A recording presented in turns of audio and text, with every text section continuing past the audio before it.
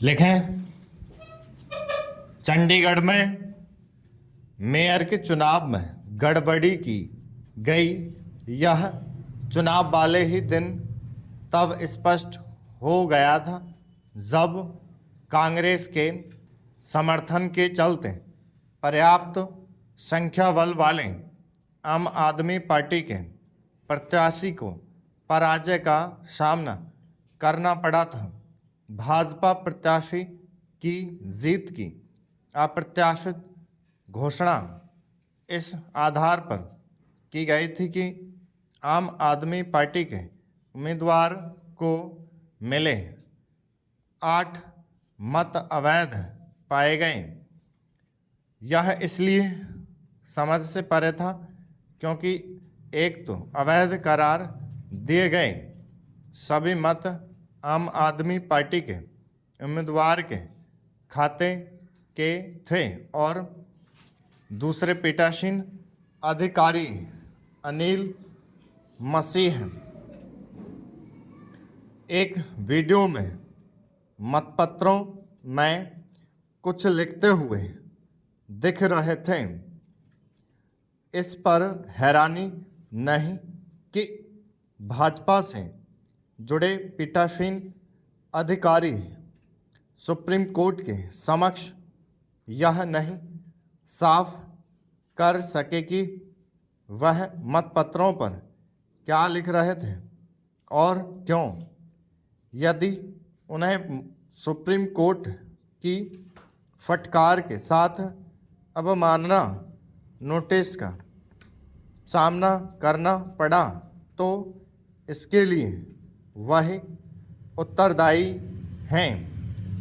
Supreme court के समक्ष जैसे तथ्य सामने आए उन्हें देखते हुए उसके पास यही विकल्प था कि या तो वह मेयर का चुनाव फिर से कराने का आदेश दे अथवा आम आदमी पार्टी के प्रत्याशी को मेयर घोषित करें।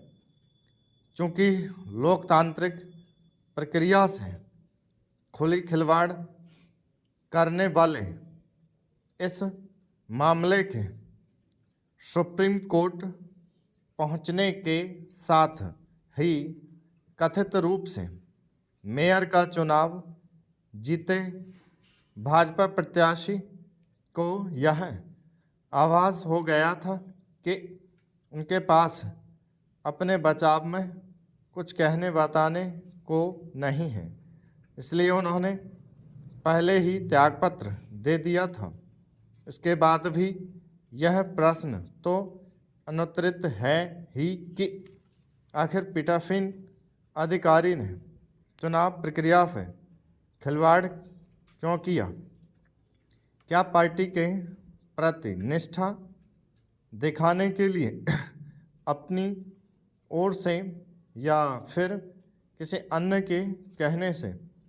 इस प्रश्न का उत्तर भाजपा के शीर्ष नेताओं को भी तलाशना होगा, क्योंकि वह ऐसे गंभीर आरोपों के घेरे में है कि उसके नेता मेयर तक का चुनाव जीतने के लिए किसी भी हद तक जाने और मनमानी करने को तैयार रहते हैं। क्या यह विचित्र नहीं कि भाजपा एक और आगामी लोकसभा चुनाव में अपने बलबूते 370 सीटें जीतने का दम भर रही है और दूसरी ओर एक अदद मेयर का चुनाव जीतने के लिए ऐसे यत्न करती दिख रही जो उसकी फजीहत का कारण बन रहे हैं। लोकतंत्र में संख्या बल का सम्मान किया जाना आवश्यक होता है।